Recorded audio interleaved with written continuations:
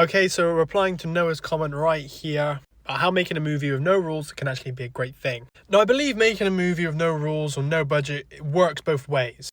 One, you can practice in ways where you're not necessarily responsible for money. If a producer gives you money, then you have to meet certain requirements, do things at a certain time. There's more control involved by somebody else. So when you're making a film with no budget, then the only responsibility is yourself. And also that leads me on to how, and with also this comment, how you can be experimental with it. There really is no rules or limitations.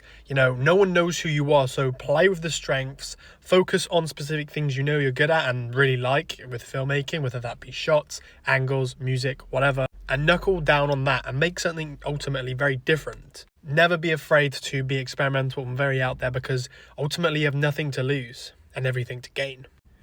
It's also a really inspiring story. I always take Al Marachi as a big example of it, but he was saying how if there was a shot, and how he did it on one take, if there was a mistake within that shot, he would just do weird cutaways. And people actually thoroughly enjoyed it, because sometimes it'd be panting dogs or things that are particularly humorous. And that almost added to the artistic effect to the film. Point being is sometimes your mistakes and unconventional things can be things that later are seen as artistic expression. But thank you for the comment, Noah. I hope this helps with other people and your filmmaking journeys. Follow for more.